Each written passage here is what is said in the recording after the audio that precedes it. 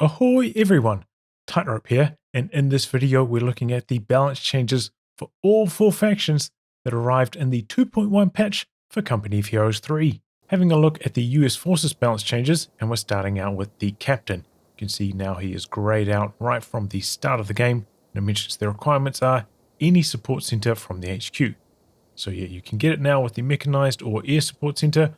With the ISC, if you go for it just as usual, the Captain will insta-spawn. But with these other two, you have to construct the Captain for 150 manpower. It does also have a pretty long build time as well. 45 seconds to build the Captain compared to most other squads that are around like 30 seconds. So it takes a long time to come out, but once he's here, it does offer you some more build opportunities maybe. You know, like, it can be pretty hard to play like an effective rifleman game without having access to flanking maneuver here or there. And the marked vehicle option, really handy for dealing with heavy tanks in the late game. So yeah, it's, you know, nice, more access to the Captain, who's a pretty valuable unit. Glad to see it. Sticking with the support center changes, and we've got the Air Support Center. Now, after upgrading it, your first activation of the strafing run and your first activation of the dive bomb are free, as you can see there in the description. So I think this usually costs 50. This one is 70.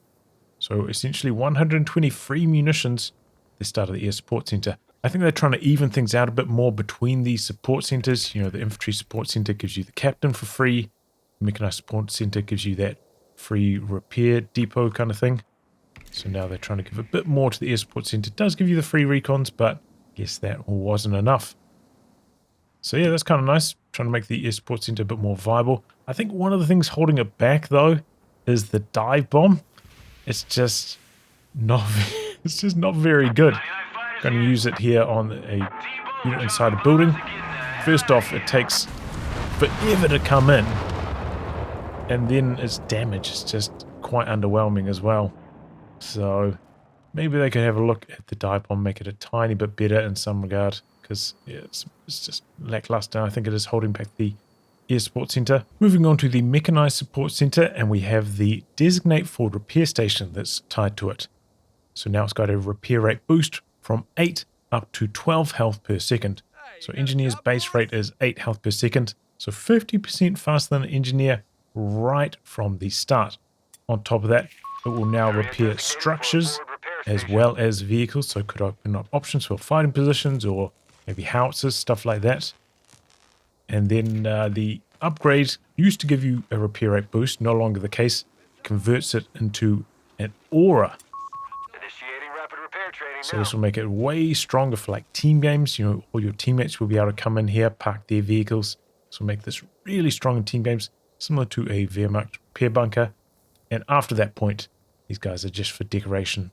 It does still allow you to reallocate the point to different spots for free as well, which it doesn't specify anywhere in the description, so maybe that could be updated. The Sherman 76mm upgrade has been moved out of the Mechanized Support Center and into the Tank Depot. So now you can get 76mm Shermans with the Infantry Support Center or the Air Support Center.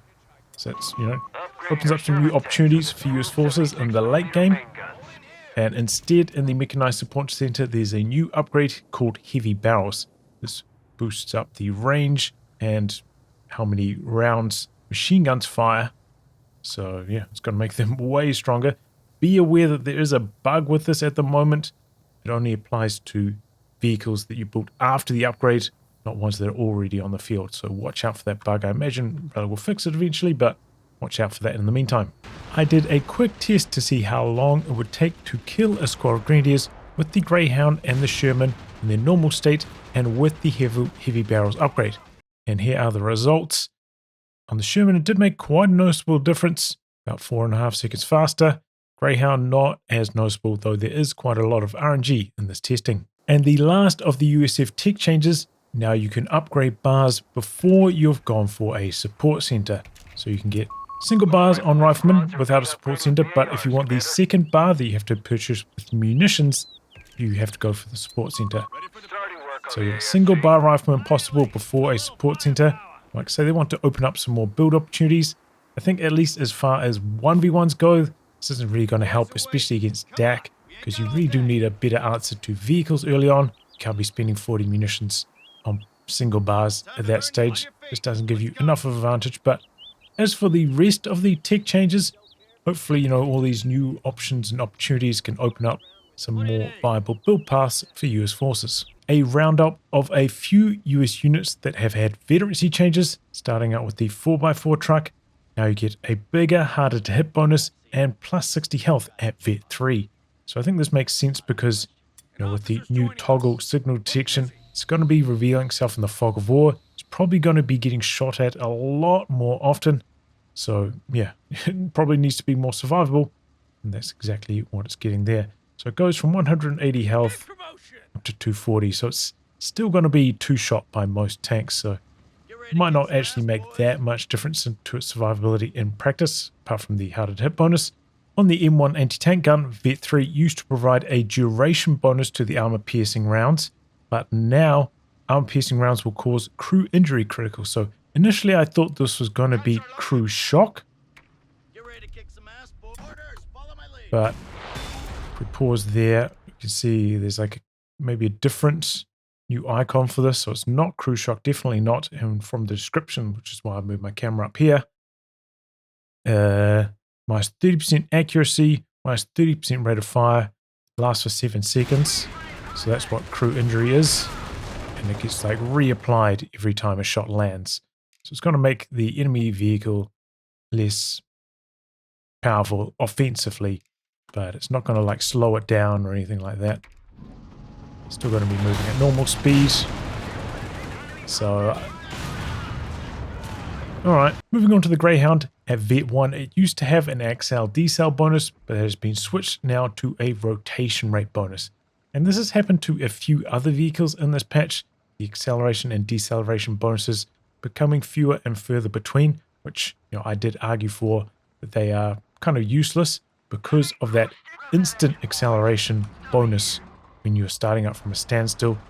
Just kind of made the accel decel bonuses less impactful and not that important. But the fact that they are removing those bonuses rather than removing the instant acceleration bonus, like I'm not really a big fan of it, means that they're probably going to be sticking with the system going forwards. And at Vet 3, used to get plus 5 range on the machine guns only, but because the fine-tuned barrels upgrade will increase the machine guns up to the same range as the main gun now. Now it's plus 5 range on both the main gun and the machine guns on the Greyhound. And I did already manage to get Vet 3 Greyhound with the fine-tuned barrel upgrade, and it did feel quite strong. The Chaffee has received a boost to its max speed. It's gone from 6.5 up to 6.9. This is the speed column on the right-hand side of the table. You can see what it's overtaken. Now it's faster than the 8-Rad by a little bit. Same story with the Carro Armato and the Semovente. So it's just going to help the Chaffee out a little bit more in those chase down scenarios. And most people were complaining that the Chaffee has been a bit weak. But I think between the speed boost and the smoke round change, it will be more relevant in this patch. The Bulldozer Sherman's Vet 1 ability, Bunker Buster, has been reworked. And I will say it was definitely less popular than the Flame Barrage. Now it's no longer a barrage. It fires a single shell, which is essentially the same as a satchel charge like Engineers throw, but, you know, costs less munitions. So yeah, it does 600 damage after a delay like that. Similar to a satchel. There's a timer on it, which actually isn't enough to bust a bunk in one shot. Yeah, okay. There is one difference on it though, is that it has a target table penalty against vehicles. So will only do 25% damage to vehicles instead of the full 600. Does, you know, heavily reduced quarter of the damage. Now we're going to have a look at how it goes against infantry. No target table penalty against infantry. Looks pretty good if they are asleep at the wheel and don't move for that time. So I wanted to see if this would be effective against, say, like a machine gun team. If they get caught off guard, will they be able to dodge this in time? We've lost the weapon crew. All dead. Not really. You're going to struggle to get out of there in time if you don't see this bunker buster coming. It might actually be better against team weapons than it is against bunkers. The Scott has received a number of changes in this patch. First off, to its auto attack range. Used to be 45 range, which is out to here. Now it's just 30. So you're going to be quite a lot closer to the enemy, probably putting the Scott at more risk of being shot at or maybe taking Panzerfaust, stuff like that. But in return from that, it's had a massive increase to its rate of fire, which we'll look at shortly. It's also had a change to its barrage. Used to be about here, 50 range barrage. Now it's all the way out to here, 90 range on the Scott's barrage. So it's going to comfortably outrange anti-tank guns. But in exchange for that, the barrage cooldown has gone from 30 up to 60 seconds. So not going to be able to fire the barrage nearly as often, but we'll be able to do it from safety. Did they remove the functionality of being able to fire the barrage while moving as well? Is that something that they got rid of? Because I don't seem to be able to do that anymore. So where you might want to use the Scott these days compared to, say, like the Greyhound, which, you know, operate in maybe the similar time windows, is when the enemy's behind cover. Obviously, the Greyhound shooting at a unit behind cover, most of the shots from the main gun going to be hitting the front of the wall, not going to be doing much damage against the squad behind there.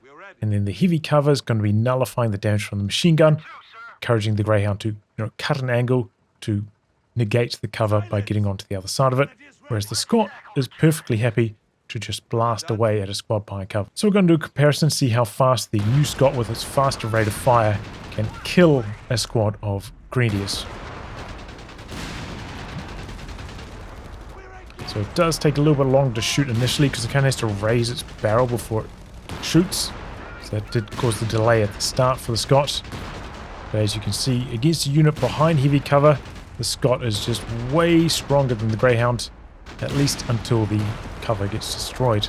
Everyone's favorite voice line unit, the M2A1 WEasel, now has handbrake mode after this patch, which is really handy because if you go for the Vet 1 ability medical station and maybe want to use this as your main form of healing in your base, previously, you know, maybe attack map, group, select everything, right click out of your base, and then the WEasel will come with it. And you'd have to give like a separate command to stop the WEasel. It's just too much extra micro. But now with handbrake mode, you can use this as substitute healing, maybe opening up some new build opportunities, going away from the mid-10, which is really nice. Elsewhere, it's had some veterancy changes. Veterancy description has been updated here, but the XL decel bonus, I believe, has been replaced by a rotation rate bonus. Handbrake mode. Certainly looks like it. Bit one, it's nice and zippy. Look how fast it is when you vet it up more. That's fast. At Vet 3, used to get a munitions cost discount on the weapon drops, which is pretty rubbish, you know. 40 munis or so at that stage of the game wasn't really important. Now it's got permanent self-repair even when it's in combat. So we're going to see how it goes here. Can the self-repair out-heal a squad of Grenadiers damage? So the WEasel has front and side armor the exact same value, so it doesn't really matter too much if some of these bullets are coming onto the side armor. It's got the exact same amount on both sides. And yeah, it seems like the Grenadier squad having trouble actually out-damaging the healing after the armor reduces stuff, so that's kind of interesting. Though by the time you get Vet 3 on the WEasel, it's pretty hard to find opportunities to use it on the front line in combat. Another change here to the Spec Ops 1 command point option WEasel. Now when you bring this in, it starts the WEasel at Vet 1. So yeah, you'll be able to use this maybe straight away as alternative healing. Maybe opens up some new build opportunities with Spec Ops, which is kind of cool. But now the WEasel actually starting to get chipped down by the Grenadiers. On the M2A1 Howitzer emplacement, when you go for free fire drills, giving it the auto fire capability. Now the auto fire rate of fire has been improved. I think it used to be about one shell every 15 seconds. Now it's one shell every 10 seconds. So pretty noticeable bump there. On top of that, the rate of fire didn't used to be impacted by ammo store, but now will. So it's another, I think, a 30% bonus there. And then on top of that, at Vet 3, the Vet 3 rate of fire bonus also applies to auto fire. So we're going to do a bit of a test here. Compare the auto fire rate of fire Vet 0, Vet 0 with ammo store, and Vet 3 with ammo store.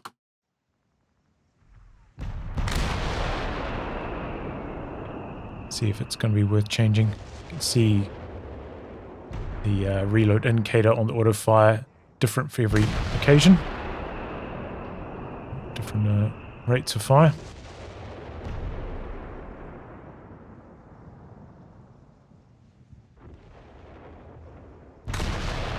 Just me, or is it like lowering the barrel between every shell? Is that delaying it from firing sometimes? Reload's done. Just raise the barrel back up. Maybe they can make it so it stays in the upright position for longer. I think they might make the howitzer a bit more responsive, but I think this is probably fair enough because things like the Cannoni and stuff have been getting auto fire without having to take up a slot in the battle group. So yeah, I think it makes sense, especially that the ammo store buffs up the rate of fire as well. On the M3 assault carrier that you get in the heavy weapons battle group, now you get the reckless assault passive by default. This used to be one of the Vet 1 options, and I always chose this as well because it's quite good. 50% damage reduction when the half track is above 90% health. So, like first shot from an AT gun or something like that, greatly dulled by this.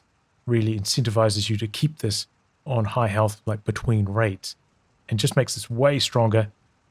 In exchange for that, you've now got both the normal half-track vet options, so opens up more utility because, as I said, I was always going for reckless assault. Now I'm going to have a choice between these two options, opening up more utility. But just in general, makes this way stronger right at like a very, very early timing. I used to try all sorts of combinations to try and beat the Flakvierling with this, but pre-patch, it just wasn't really working. But post-patch, if you go for the Super Bazookas upgrade, just put one squad of bazookas inside. Because of the extra durability from this right at the start, you can now beat the Flakvierling in a head-to-head one-on-one.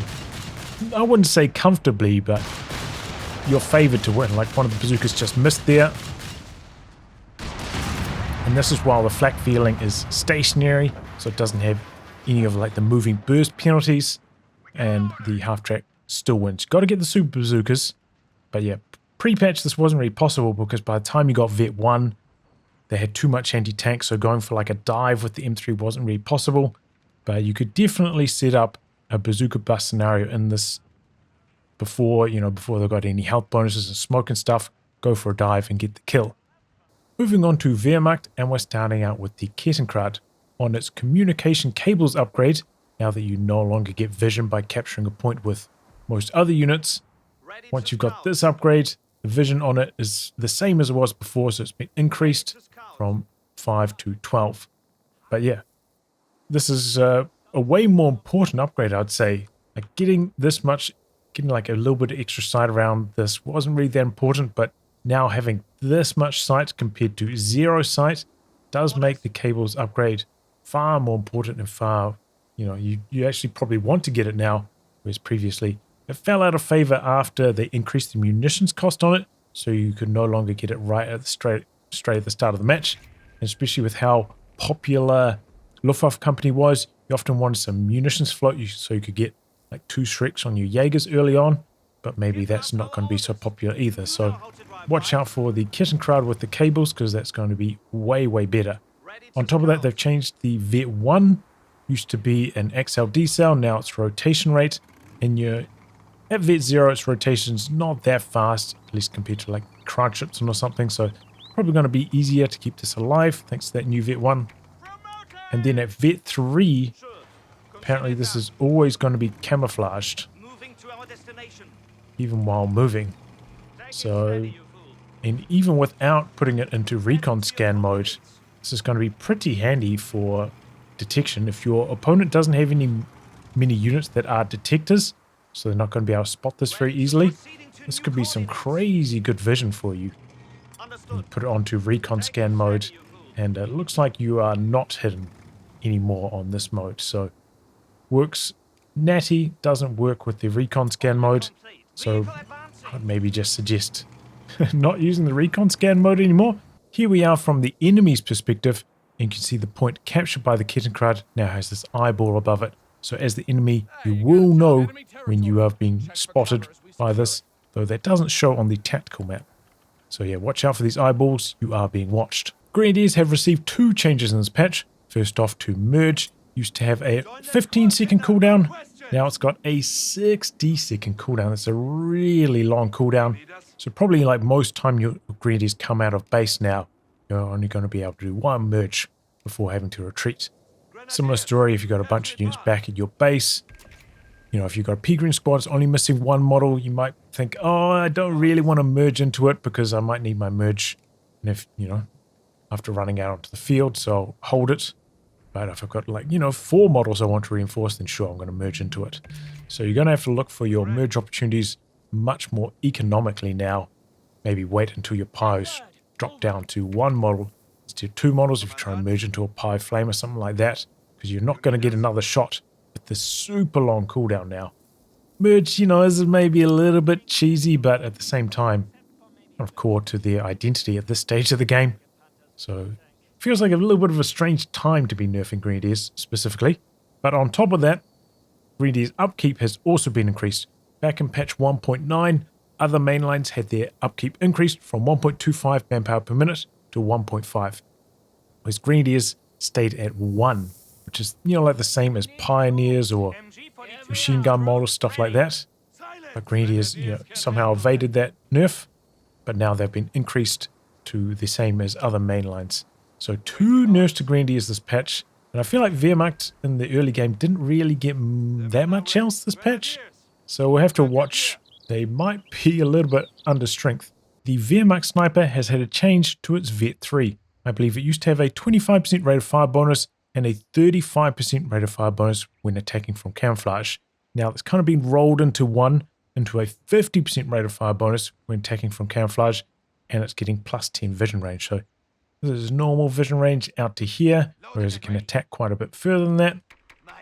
At Vet 3, now it can attack as far as it can see. Same story with the US sniper, who also gets plus 10 vision at Vet 3. Self-spotting snipers at Vet 3 makes them way easier to use. I still think the US snipers plus 80 health probably better than 50% rate of fire when attacking from camouflage. We'll see how that goes.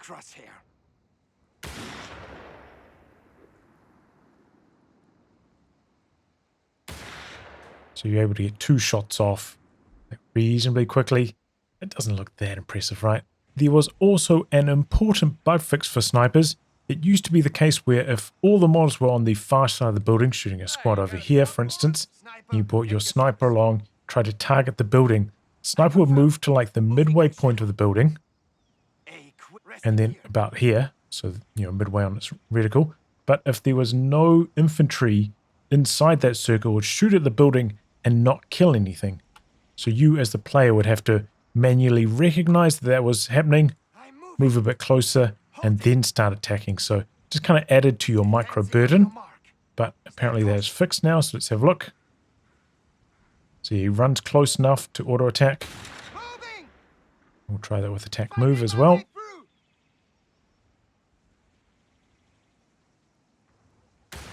Yep, so yeah, less micro burden when using snipers against buildings, depending on where the models are inside of it. Wehrmacht Panzergrenadiers have had a change to their veterancy.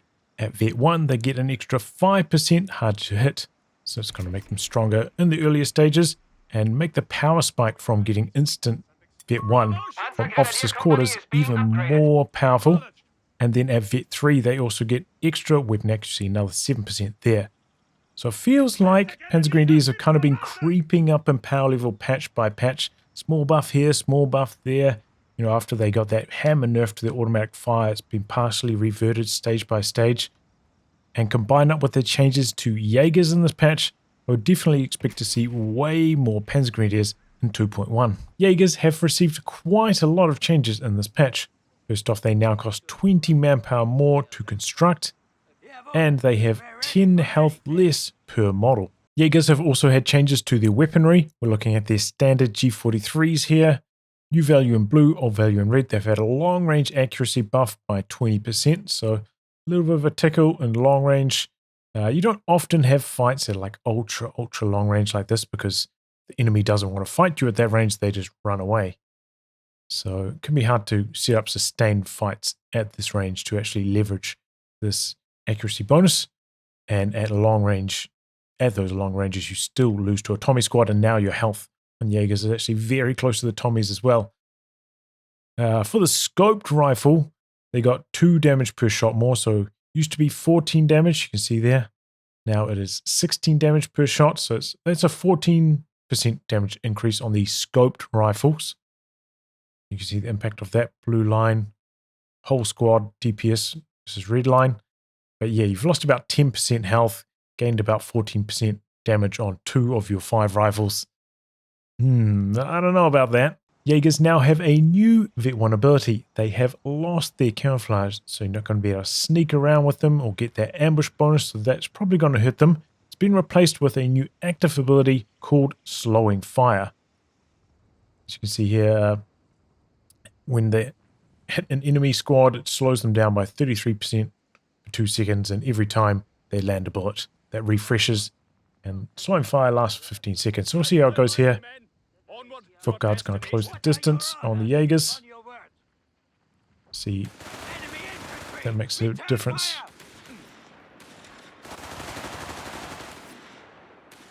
Is that really a 33% speed debuff? It looks way higher. Does it like stack or something?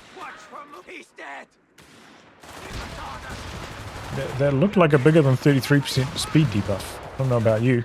I want to check if Slowing Fire would apply to units on retreat, but apparently not. So not going to be slowing units on retreat, probably for the best. But it's not all bad news for Jagers, because the scatter on the Panzerschreck has been massively buffed. So this is what happens if you miss an accuracy shot, or if you use attack round. That's when you use the scatter values. So first off, you may remember previously, Schreck would miss comically far off to the side. That was because of the angle scatter, and that's been reduced by over half. So as you can see, it's not missing off to the sides by nearly as much. And then the distance scatter has been reduced. So say occasionally shots would land like really short. If you're trying to attack round here, shots would be like landing short all the way to here, because the distance scatter has now been halved. So they should be landing where you tell them to go more often. And it also had a distance scatter offset.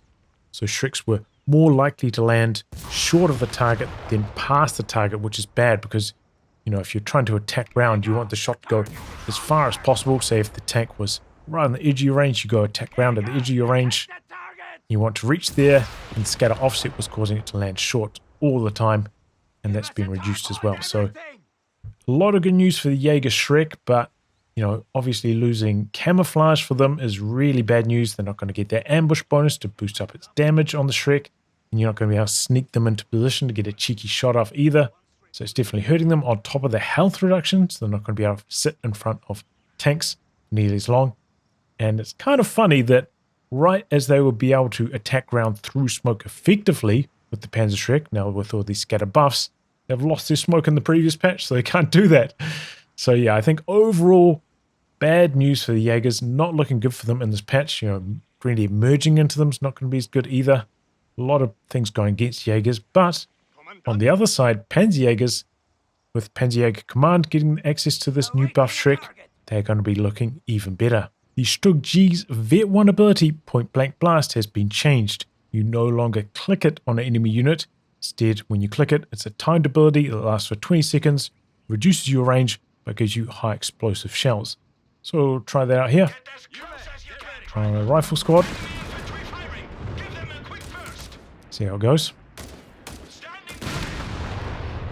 So you can like move around while this is happening, which you couldn't really do with the old Point Blank Blast, so it does give you a bit of freedom. And that was weird at the end of the ability. It felt like I should have shot one more there. That kind of looked not very good. No, that looked literally not very good. Try it up against a squad that's mega clumped on cover. Maybe this will save it.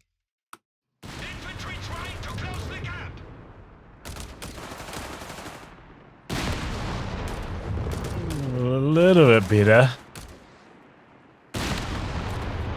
still looks like a downgrade from the old point blank blast to me. Old point blank blast, occasionally you could get like 2 hit wipes if the enemy wasn't watching. And even in perfect scenario, mega clumped up squads, that's not possible anymore. On top of that, this is worse than the old ability in some respects, right? Because the old point blank blast, you drive up close to the enemy units, you target it on them.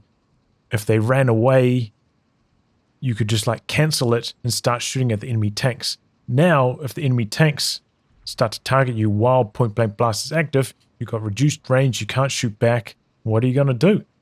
So I don't really like this change to point blank blast whatsoever. I think this is a downgrade in my opinion. The Marder has had its Vet 1 Exhale Decel bonus replaced with 15% more accuracy.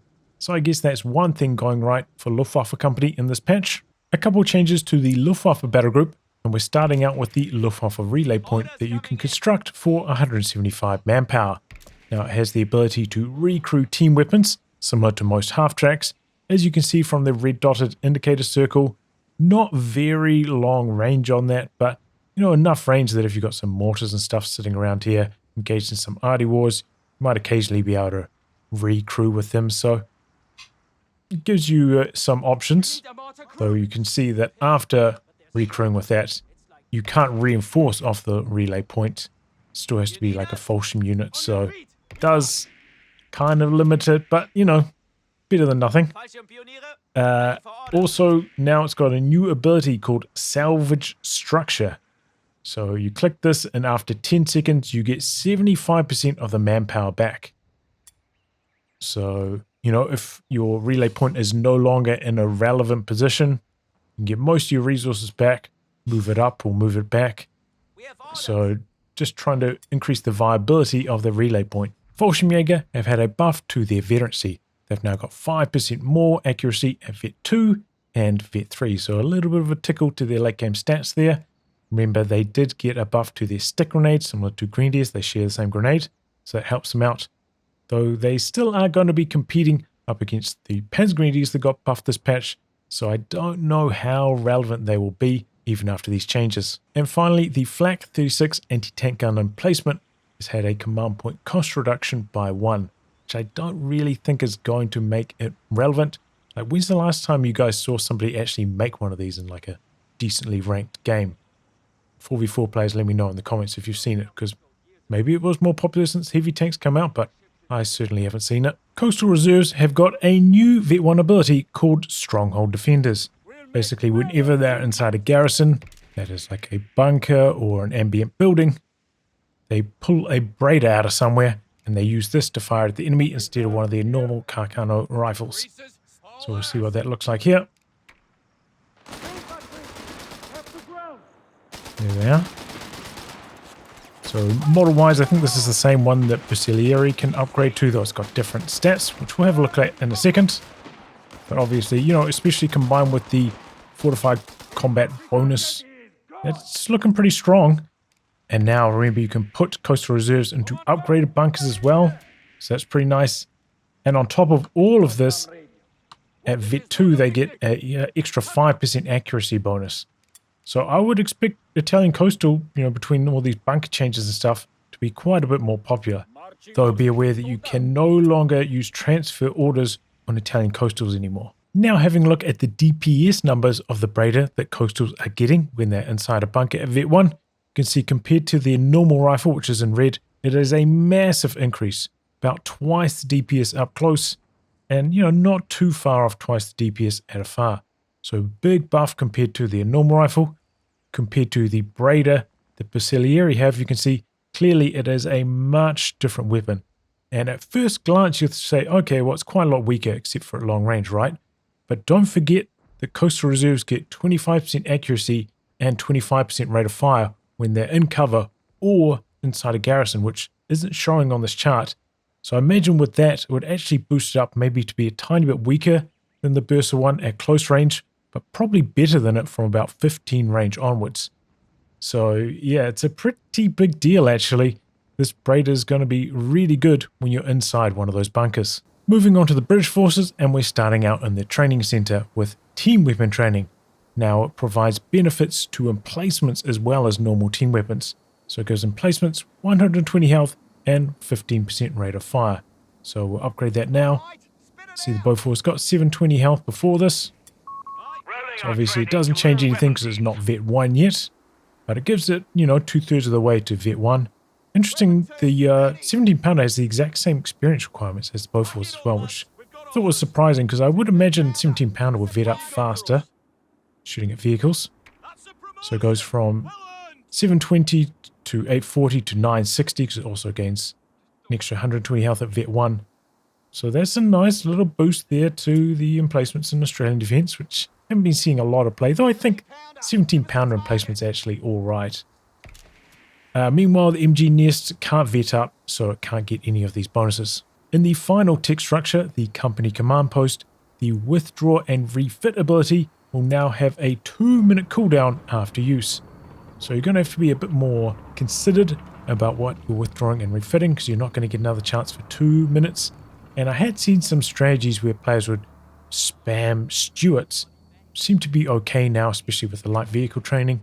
Keeping a lot of pressure on the opponent, keeping them alive with the smoke package, and then mass withdrawing them, quickly trading in for a bunch of high-tech units, and yeah, just not giving the opponent a chance to respond. So now those kind of strategies will not work anymore. I wanted to know what the cooldown was on the light vehicle withdraw and refit that's in the heavy armor battle group. Only 30 seconds, so yeah, if you want to do mass light vehicle tradeouts like that with the Stuarts, maybe you can combine it up, light vehicle withdraw and refit from heavy armored and the company command post, and you will get through them much quicker that way, though you do have to pay 40 munitions every activation. One of the Dingo's Vet 3 bonuses has changed. Now it has plus 25% damage instead of plus 10 to ability range. I think, you know, by the time the Dingo is Vet 3, the amount of damage it does isn't that relevant anymore, so maybe being able to cast artillery barrages from further away might have been a bit more useful. Speaking of that, now decoy flares and the artillery barrage are on separate cooldowns. So I think previously using decoy flares wasn't really that incentivized because it's actually not that much cheaper than the barrage. And then if I put the barrage on cooldown, then you're like, oh, I kind of regret using the flares. Just cause my opponent to dodge. But now if you can go decoy flares, they move, and then drop the artillery barrage on them, they have to move again. That's a big deal. And as you can see, the flares cooldown is like half that of the artillery barrage. So yeah, that makes the flares way more appealing. The Polsten upgraded CMP truck has been buffed.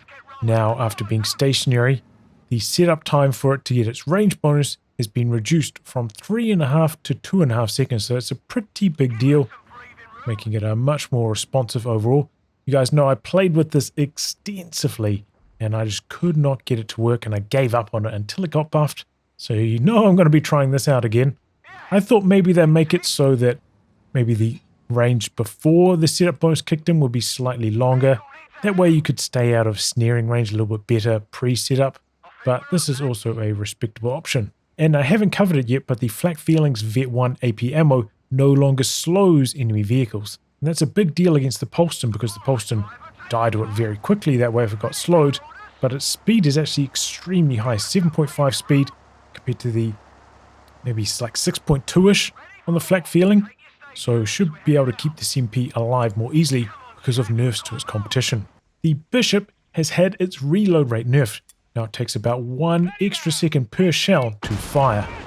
So see how that feels. Yeah, I mean, you can notice that.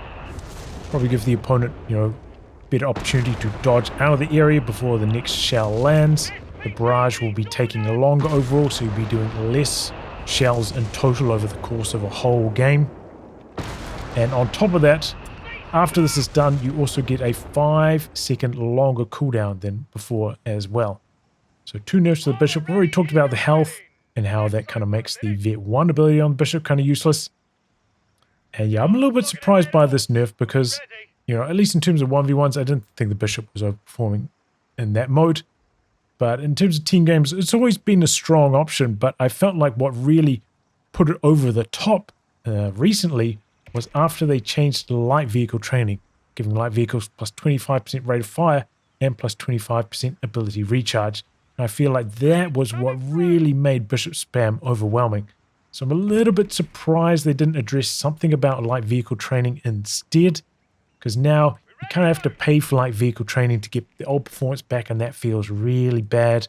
And then the Bishop's also just kind of bad in ones now, like impossible to get because of its current performance, and you can't really afford light vehicle training as easily in that mode. You can't specialize into a role like that as much. And perhaps the Bishop has always been a popular option in team games because USF don't have very good artillery options either, so Brits kind of needed to cover that role a bit more. So yeah, I'm a bit sad about the Bishop. I know it was overperforming, especially with this, but I thought this was the culprit, not the Bishop. Before this patch, Brits didn't really have much access to Breach unless you went for flamethrowers on your Royal Engineers, and that would be a bit of a shame after they freshly buffed it, so they've decided to put Breach on Footguards as well. It's a nice option for you in the late game as a Brit player. Now you can get enemy squads out of buildings with ease. Don't have to throw a gamma bomb, which is a bit more expensive, and maybe they can dodge it. Brits are even more of a powerhouse with these Footguards with this change. The Matilda is getting 30 more armor on the front. The BL 5.5 has got a new Vet 1 ability. Gone is the precision shot, which wasn't seeing much play after the extra shells through artillery saturation got removed, though it might have been better this patch after the walking Stuka had its health reduced, but never mind that. Now it's got supporting barrage. Whenever you do a forward observer artillery barrage, the BL 5.5 will shoot some airburst shells into the area. So let's see what that looks like. I've got a Dingo going to come in here, drop an artillery over here.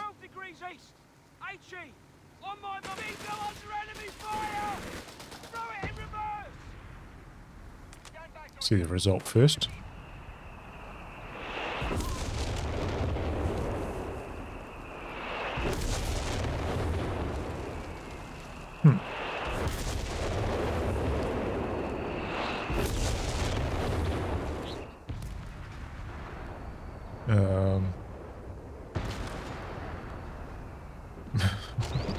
Hello?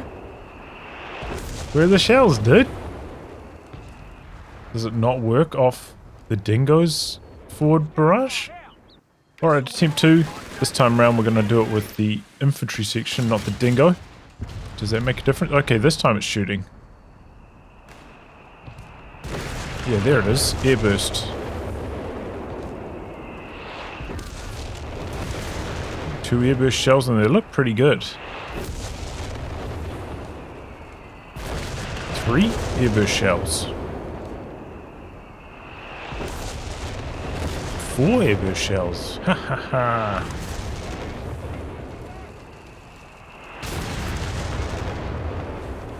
Was it 5? Another one that kind of landed over here.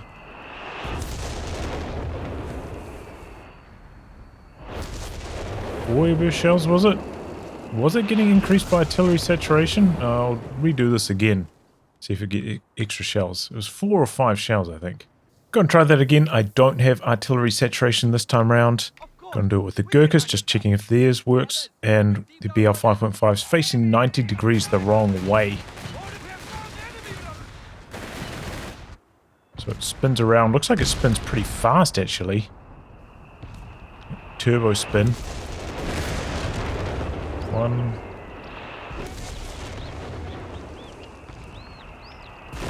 2.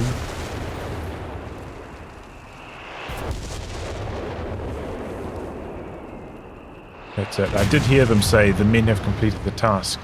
So yeah, it looks like you do get extra shells on the BL 5.5's Vet 1 airburst supporting with saturation. So probably worthwhile if you want to go for the BL 5.5 to get the saturation to, yeah, better take advantage of this new Vet 1 ability. Since the Centaur got locked behind tech, it has seen almost 0 play. So to address that, Relic have given it a new toggle ability called HESH rounds. So you click this button 5 seconds before you can turn them back off again. Apparently better against armor, worse against infantry. I had a look at the numbers. It does like 80 damage per shot, the HESH rounds. 70 penetration, so it's pretty bad.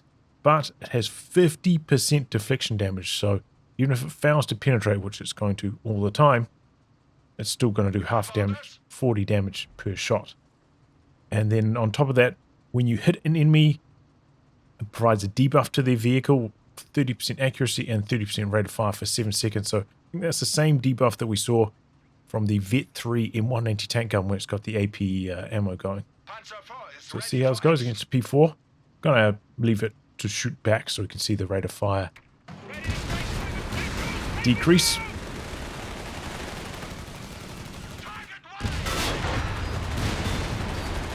So I think I had one pen there, one bounce. Looks like debuff applies whether you pin or bounce. Doesn't require a pin, just requires damage, I would guess.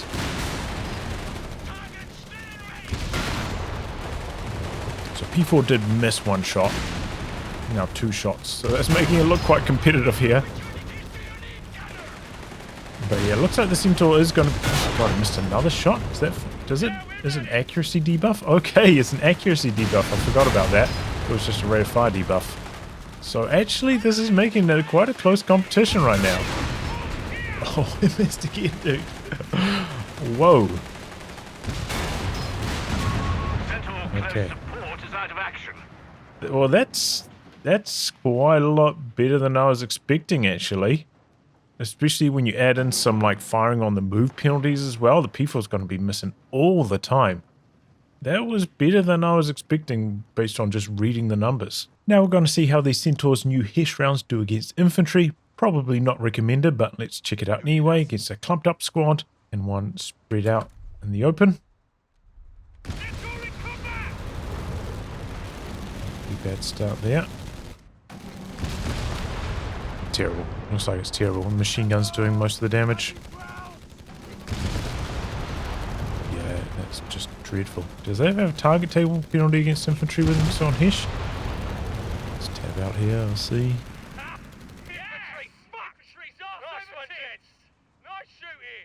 No. No, it's just got really bad AoE stats, I guess.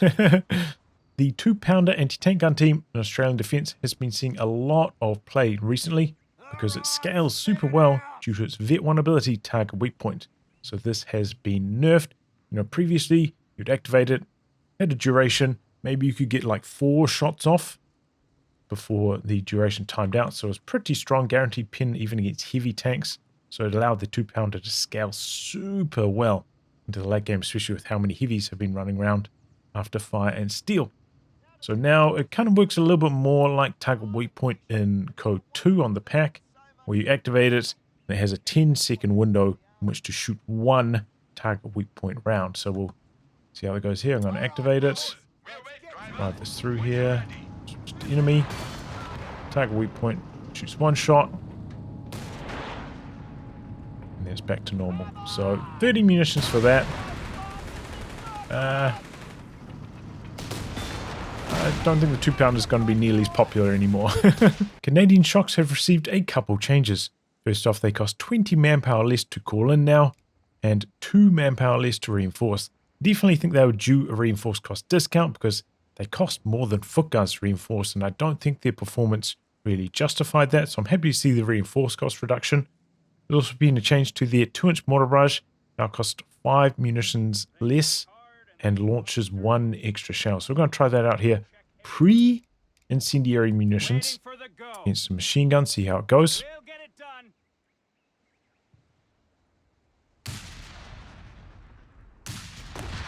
So when you're on the receiving end of this, it was quite hard to dodge, right? You had to really pay attention to the mortar noise if you wanted to dodge it. We saw the first 3 missing quite horribly there. But then eventually it did start to pop off. Now we're going to try this with incendiary munitions. We should be so lucky. We're up.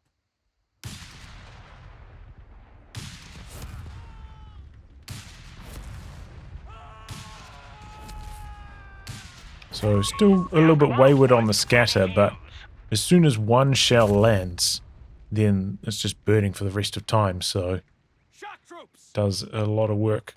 So I'm not really sure if the mortar barrage needed the extra shell, and I'm actually shocked that incendiary munitions didn't get nerfed in this patch. I think this has been massively overperforming, hard carrying the whole battle group, very hard to avoid, overperforming.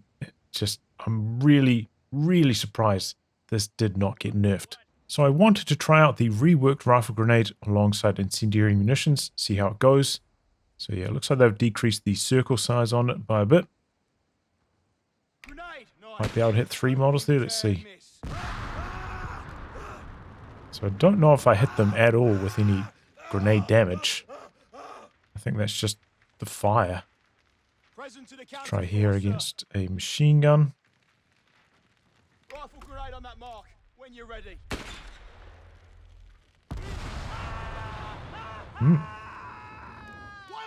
Okay, that looks pretty good. How about this behind heavy cover now? They're clumped up. Grenade, Nige. Don't you dare miss. Commander, you have CPs available. Yeah, I mean, that seems pretty good. Moving on to Africa Corps, and you may be able to see that DAC team weapons now get the combined arms bonus. It is slightly different. It gives them 10% rate of fire, whereas on infantry it's 10% accuracy, but apart from that it is the same. Though it's not working on the Canone. Not you, Canone. Not you, buddy. The interesting thing about this, though, I know they want DAC to be like really mobile and, you know, and fitting with their theme and all that stuff, but I think the problem with this is now team weapons are going to be able to outrun chasing infantry squads. So if you catch a DAC team weapon out of position, longer ranges, it might be able to like outrun your squad that's trying to kill it, and that would be quite frustrating. The combined arms bonus was already better in team games than it was in 1v1 because, you know, your units are generally more clumped up into a smaller area, so you're going to have vehicles and units closer to each other more often. So yeah, a bit more of a gap now between team games and ones, with this being added to team weapons as well. On the Kradschutzen, now after you move, there is a timer before you get the boosted up vision from binoculars again, similar to the stealth changes we saw earlier, which is a really nice little change. On top of that, it's supposed to have a new Vet 3 where you're always going to get this binocular vision while moving, but as you can see, when I vet up Vet 2, I get some more sight, Vet 3, and it's gone. So yeah, it seems to be bugged at the moment, the Vet 3. Panzer Pioneers that have been upgraded with a grenade launcher no longer have access to a smoke grenade. I had heard of Panzerpio blobs maybe being a bit of a problem in team games, so I guess this is their way of addressing it. I think this change is quite similar to Relic generally not allowing units to have both smoke and flamethrowers. Similar kind of principle here for the grenade launcher, though I have heard concerns about how DAC will deal with US Forces machine guns after this change without the smoke grenade, so we'll see how it plays out. And the Panzer Pioneers Vet 3 health bonus has been increased by 5. DAC Panzergrenadiers or Palmgrenadiers have had their population cost reduced from 8 to 7. So for comparison, Tommies are also 7, Grenadiers are 7, but Riflemen are 8. So Relic trying to reduce the manpower upkeep of them a bit to alleviate some of those late game DAC manpower woes. Assault Grenadiers have had their Vet 3 ability recharge bonus increased from 50% up to 75%. So I wanted to see how that feels. I'll throw out a smoke grenade here. 45 seconds. That's still quite long. You're probably not going to be able to toss 2 of those like in a fight. How about grenade assault? 15 seconds. I would say pretty similar. Probably not going to be able to toss 2 of those like in one fight. Not that likely. But yeah, I guess Relic really want these guys to be like action heroes. You know, they're jumping off, they're disembarking, they're tossing stuff. A couple changes to Panzerjagers in this patch. They've had a manpower cost reduction if you build them from 275 down to 240. Hasn't changed the cost of the call-in, but if you want to build them manually, they are cheaper in terms of manpower. Also, a population cost reduction from 8 to 7. US Forces Bazooka teams are also 7 and 250 manpower, so cheaper upfront than US Bazooka teams. They've had a reinforced cost reduction from 33 down to 29.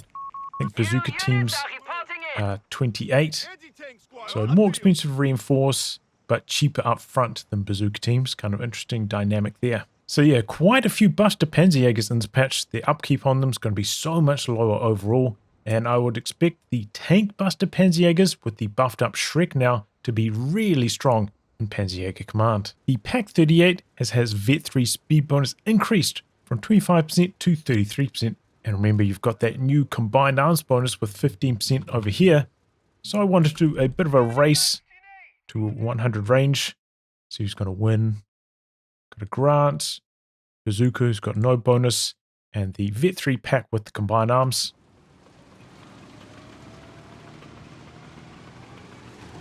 Coordinates received, Commandant. It's pretty much the exact same speed as the Grant. It might even be faster than a Grant. Move order. I think it's faster. Obviously, it starts immediately. This has a tiny bit of acceleration. Beats the squad by like 35 range. Faster than the Grant now. At Vet 3 with combined arms. Is this thing made out of plywood or something? Balsa wood? What kind of materials is this Pak 38 made out of at Vet 3? The Flakvierling has Vet 1 armor piercing ammunition nerfed. It no longer provides a speed debuff to enemy vehicles it hits. And I think it's had penetration reduction as well. I think it maybe used to be 100%, now it's 50%. Though the armor-piercing ammunition did also used to provide an AoE nerf, and that is no longer the case.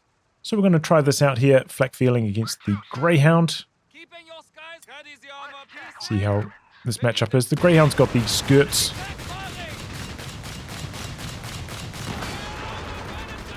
No health bonus on the Flakvierling.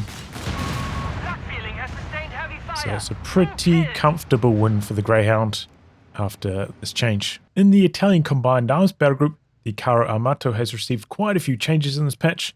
First off, it's got a new Vet 1 ability. Used to get a bonus when it was close to other Italian units. No longer the case. Now, when it's within 20 range of an enemy, medium or heavy tank, it gets a 20% rate of fire bonus. So 20 range is that far away. So really want to encourage you to flank and stuff, get right up close with the Carros and be aggressive.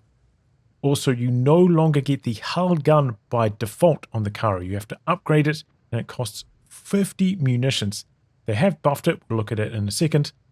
But yeah, between that and the AP ammo costing 45 munitions on the Carro, they're really going to be a bit of a munition sink with this patch. Looking at the DPS numbers of the hull machine gun change on the Carro Armato, and this is the after version, patch 2.1, 9.5 up close, out to 7.6 at far. So not much of a damage drop off with range, which is quite nice.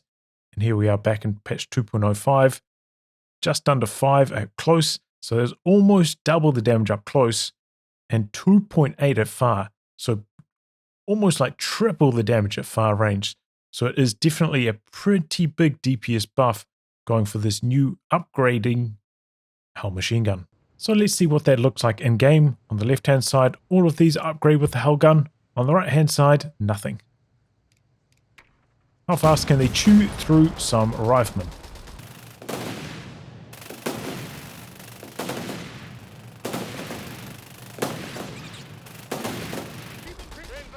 I mean, it's noticeable, but it's not like an insane difference. Definitely worth getting if you've got the munitions to spare and you're mainly fighting against infantry with them. The Goliath has its rotation rate increased from 55 up to 75. It shares a rotation and pivot rates. This is what it looks like. So if you want to change angles with it when you're positioned on cover, or if you're coming off cover, it's pretty zippy on how it turns around. In Code 3, you got to be careful. Like if you give too many orders, sometimes cause your vehicle to get a bit of a stutter in its movement. I wish they'd smooth out vehicle movement a bit more. The 8-Rad has received 2 buffs in this patch. First off, it's had a turret traverse improvement, so you can see as it whips around from side to side, it's faster.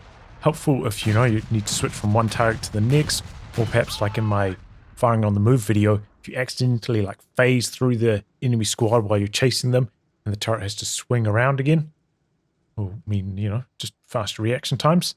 Also, it's had a long range penetration increase from 13 to 16.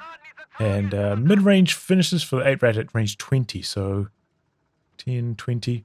So from here out to max range, it's had a penetration increase by a decent amount.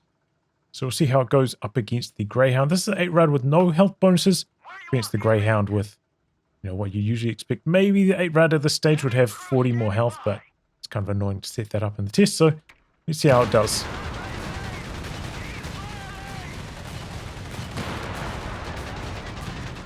This Greyhound's missing a couple shots.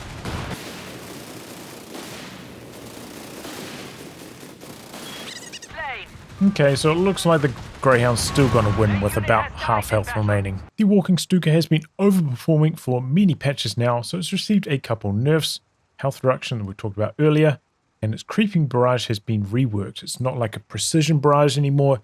Apparently it's going to be going in a zigzag pattern, and when you use it, it's no longer on a strictly separate cooldown from the rocket barrage. I believe it. Whenever you use this, it gives us an extra 30-second cooldown on the main barrage. So let's see how it goes. I've got a few formations of troops here. Oh, and I think the rockets have been sped up slightly on the creep as well. How fast it shoots the rockets. You can see it gave the main barrage cooldown 30 seconds. So say I do a main barrage with the walking Stuka. Put a stop to it. That also stops the creeping barrage. That puts the creeping barrage on a cooldown as well. So I don't know how they're exactly setting this up. But yeah, you're not going to be able to do a regular barrage into a creeping barrage straight away like you used to be able to, which was very annoying to fight against. So try this again up against the another formation of troops. Pretty similar.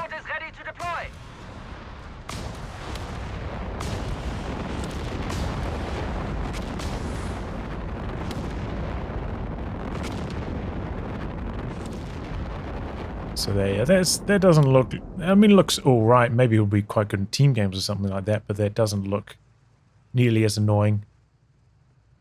I guess you'll probably be able to figure out like the creeping pattern as well. So you're probably going to be able to precision land that first shell if you need to. Maybe if I do it like here, first shell should land on the machine gun. What do you reckon? Missed the aim a bit. But yeah, if you want to use it frequently, I'd probably suggest doing some testing like this in cheat mod beforehand, so you can get that precision first hit. And yeah, it looks like you'll need to use the creeping barrage first and the regular barrage second, because otherwise it looks like the regular barrage puts us on a full 70-second cooldown, so they're locked up on the main barrage. So yeah, creep first, high explose second. In the Panzerjager command battle group, the early warning does give you a passive as well as an active, and the passive portion gives you vision around the capture flag, which has been increased this patch, since by standard you're no longer going to get vision around the capture flags with other factions and stuff. So it does make this really strong by comparison. Going from nothing to vision on every point is really good. And I noticed, compared to the communication cables, these points don't have an eyeball above them, telling the opponent that they've got sign on you. So I don't know if that's an oversight or intentional. But yeah, now early warning is a really powerful option. Onto the battlefield espionage battle group, and the Funk Panzerwagen's camouflage aura has been changed. It no longer provides camouflage to units out in the open. They have to be in cover for the bonus to be active. But the range on this has been increased. Used to only be 30 range, now it's up to 50 range, so the Funkwagen will be able to stay quite a lot further back out of sight of the enemy, so it should be easy to keep this alive. And maybe you could even like put the Funkwagen behind a building or something for safety, and then have units in front of it. So it actually might be a little bit better in that regard. Now the camouflage will last for 4 seconds upon exiting cover, and then will apply immediately upon entry on cover. And it used to be a problem where the camouflage would put your squads on hold fire, which would sometimes be annoying. You'd have to like manually attack the enemy, but now you'll auto attack the enemy, so maybe like less of a micro burden. So it's probably going to be maybe even like slightly better for defensive plays, waiting for the enemy to come into you, but worse at offensive plays. Now having a look at how team weapons work with the new Funk Aura, it looks like maybe sometimes you'll be able to get the camouflage bonus with the AT gun just by setting it up based on cover from the gun shield, and see if the models standing on the edge are close enough. They seem to provide like auto cover. See how that works? Kind of strange. And with the machine gun, obviously, it doesn't have a gun shield, so it doesn't provide any cover. So no camouflage whatsoever. And it could also be a bit of a problem because, you know, sometimes getting your machine gun in cover is harder than it should be in Company of Heroes 3. So yeah, definitely a lot worse for team weapons, this new reworked Funk Aura. The Intel Disruption Beacon has been changed. This is the one that costs 1 command point to unlock. Now it's 25 manpower cheaper to set up, but it no longer detects enemy units that are hidden in the fog of war. So it's lost quite a lot of utility there. And of course it's got that new Funkwagen style aura, so that makes it a little bit worse. So it's just a camouflage tool now. The Sector Subterfuge Beacon has gone through a load of changes in this patch. The biggest one is that it no longer gives a warning to the enemy team that the sector is being siphoned. So how it used to go on ones before, if somebody tried to plant one of these, you'd see it on the tactical map, and then you run a squad around here, find the beacon, kill it. You know, that'd be out the manpower cost of the beacon. You got siphoned for like 40 seconds. Generally just wasn't really worth using these. But yeah, now they're not going to know. The amount being siphoned has been reduced from 75% to 50%, so a reduction in that. But I think it's also had a cost reduction as well. I think they used to be 75 and now it's down to 50, so cost reduction. So we're going to see how these work now. I'm going to plant this beacon in the corner. I've got +3 fuel income at the moment. Now it's gone up by 5, so I'm getting half the resources from this sector, and the point isn't even connected to my base at all. So that's pretty good, considering especially how it goes in 1v1 maps. Like, see where you could hide these beacons? Like completely off the side of the map. And you could be stealing fuel from the enemy like all game long. That's actually kind of insane. We'll swap over, see how it looks from the enemy side of the map. So here we are now on the enemy's point of view. They're still getting +10 fuel from this sector, as well as a +3 from their base. So they're not getting any penalties, but we are getting +5 fuel from that beacon. So this is like a cash for like a crazy discount or something, man. These are, I think, actually going to be better now after this change, at least in 1v1s, because there's just so many places to hide these beacons off the edge where nobody goes. They're never going to get spotted. Now covering a few of the most important bug fixes, and we're starting out with explosive damage not registering kills correctly. They've finally fixed it. I first covered it in a video maybe about 6 months ago. Basically, explosive damage sometimes wasn't registering kills to the unit that got the kill, so I was kind of robbing those units of veterancy. And I think when I initially made the video, I did tests like this, where after killing a blob of riflemen like this, 4 kills were registered to the LAIG out of like 25. But yeah, 8 kills, 11. Keep going, keep going. So this is going to make, just in general, explosive damage way stronger. The problem was jibbing. When they introduced jibbing a while ago, like that, there's big sprays of mists. If units went through those kind of death crit animations, that's their kills weren't being counted. So there was 30 riflemen on the ground there, 29 have been killed, and they're all registered to LAIG. So really good that's been fixed. It's going to be a big boost to indirect fire, because they're finally going to vet up at their correct rates. But to other units as well who do explosive damage. Apparently there was a bug with casemate vehicles, things like the Stug and the Marder, where previously, if they had to rotate to face the enemy to shoot, they would rotate the whole chassis of the vehicle and then shoot. Whereas now, post-fix, the gun is going to rotate as much as it can towards that direction at the same time that the chassis rotates. So it should allow these casemates to shoot earlier if they have to rotate, and it should make it harder for enemy vehicles to circle around them. So we'll see how this goes here. See, yeah, you can see it straight away. The gun articulates, aims towards the vehicle, less of a delay. So let's see if I can outposition the Stug now with my Sherman.